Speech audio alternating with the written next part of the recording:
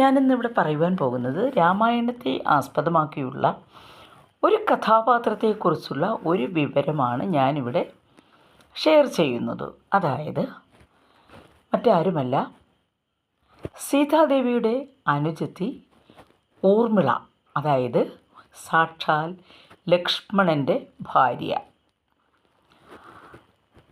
ഈ ഊർമിളാദേവി സഹനശക്തിയുടെ ഒരു ഉത്തമ മാതൃക തന്നെയാണ്. അതായത് ശ്രീരാമദേവന് 14 വർഷം വനവാസം വിധിച്ചു. ദശരഥ മഹാരാജാവിൻ്റെ ഭാര്യയായ കൈകേയി 3 ഭാര്യമാരാണല്ലോ ഉള്ളത്. കൗസല്യ, കൈകേയി, സുമിത്ര. അതിലെ ആദ്യത്തെ ഭാര്യയുടെ മകനാണ് ശ്രീരാമദേവൻ. ശ്രീരാമന് 14 വർഷം കാട്ടിലയക്കണം, വനവാസത്തിനയക്കണം എന്ന് കൈകേയി ദശരഥ മഹാരാജാവിനോട് പറയുന്നതാണ് ഇത്. അതായത് ശ്രീരാമദേവൻ സസന്തോഷം അച്ഛൻ്റെ വാക്ക് പാലിക്കുവാൻ വേണ്ടി വനത്തിലേക്ക് യാത്രയാകുന്നു. അദ്ദേഹം പോകുന്നത് പത്നി സമേതനായിട്ടാണ്. അതുപോലെ തന്നെ ശ്രീരാമദേവൻ്റെ അനുജൻ ലക്ഷ്മണൻ എപ്പോഴും വിട്ടുപിരിയാതെ അദ്ദേഹത്തിനോടൊപ്പം ഉണ്ടായിരിക്കും. അതാണ് ഈ കഥ. അപ്പോൾ ശ്രീരാമനും സീതയും ഒപ്പം ലക്ഷ്മണനും അവരെ വനത്തിൽ അനുഗമിക്കുന്നുണ്ട്. അപ്പോൾ അവർ വനത്തിലേക്ക് പോയപ്പോൾ നമ്മുടെ പ്രിയപ്പെട്ട ഊർമിളയ്ക്കും വനത്തിലേക്ക് പോകുവാൻ ആഗ്രഹമുണ്ടായിരുന്നു. അതായത് ഇനി തൻ്റെ പതി 14 വർഷം കഴിഞ്ഞ് മാത്രമേ തനിക്ക് അദ്ദേഹത്തെ കാണുവാൻ സാധിക്കുകയുള്ളൂ.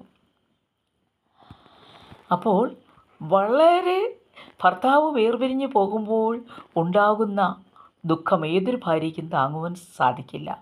അതായത് കുറച്ചൊന്നുമല്ല, നീണ്ട 14 വർഷത്തേക്കാണ് അദ്ദേഹം വനവാസത്തിനായിട്ട് പോകുന്നത്. സീതാദേവിയും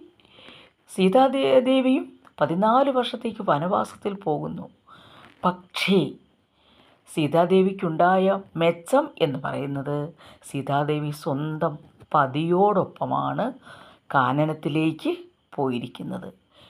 വിട്ടുപിരിയാതെ അല്ലെങ്കിൽ ഇണപിരിയാതെ സ്വന്തം ഭർത്താവ് കൂടെയുണ്ട് സീതാദേവിക്ക്. എന്നാൽ ഊർമിളയോ? കഥയുടെ പിന്നാമ്പുറത്താണ് ഊർമിള നിൽക്കുന്നത്.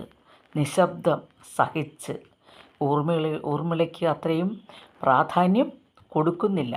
സീതാദേവിക്കാണ് കഥയിൽ നല്ല പ്രാധാന്യമുള്ളത്. പക്ഷേ സീതാദേവിക്കാണ് ദുഃഖമുണ്ടായതെന്ന് നമ്മൾ പറയുന്നു. ഈ അവസരത്തിൽ ഊർമിളാദേവി വളരെ ക്ഷമയോടുകൂടിയാണ് കാണപ്പെടുന്നത്.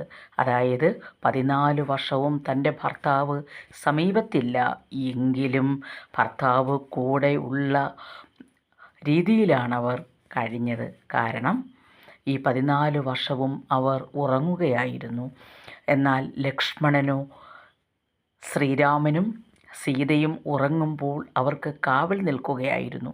അതായത് രാവും പകലും ശ്രീരാമനും സീതയ്ക്കും അവരോടൊപ്പം കഴിയുകയായിരുന്നു ലക്ഷ്മണൻ. അവർക്ക് വേണ്ട സംരക്ഷണവും സഹായവും ചെയ്തു കൊടുക്കുകയായിരുന്നു ലക്ഷ്മണൻ ചെയ്തത്. ലക്ഷ്മണൻ 14 വർഷവും ഉറങ്ങിയില്ല എന്നാണ് പറയുന്നത്. ഉറക്കദേവതയോട് പറഞ്ഞത്, എൻ്റെ ഉറക്കം എൻ്റെ ഭാര്യയ്ക്ക് കൊടുക്കണമെന്നാണ്. ഓരോ നിമിഷവും സ്വന്തം ഭർത്താവിനെ മനസ്സിൽ കണ്ടുകൊണ്ട് 14 വർഷവും ഊർമിള അയോധ്യയിൽ കഴിഞ്ഞു. 14 വർഷം കഴിഞ്ഞപ്പോൾ രാമലക്ഷ്മണന്മാർ അയോധ്യയിലെത്തി. എത്തിയ സമയത്ത് എല്ലാവരും അദ്ദേഹത്തെ അവരെ സ്വീകരിക്കുവാൻ വേണ്ടി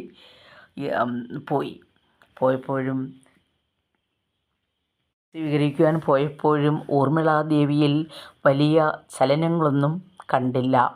സാധാരണ പോലെയാണ് ഊർമിളാദേവിയെ കാണുവാൻ സാധിച്ചത്. കാരണം ഒരിക്കൽ പോലും എൻ്റെ ഭർത്താവ് കൂടെയില്ല എന്ന ഒരു തോന്നൽ ഊർമിളയ്ക്ക് ഉണ്ടായില്ല. കാരണം എന്നും ഭർത്താവിനെ പൂജിച്ചുകൊണ്ട് തന്നെയാണ് അവരുടെ ജീവിതം തുടങ്ങിയത്. അങ്ങനെ പതിവ്രതാരത്നമായ രാമായണത്തിലെ ഒരു സ്ത്രീയാണ് ഊർമിള.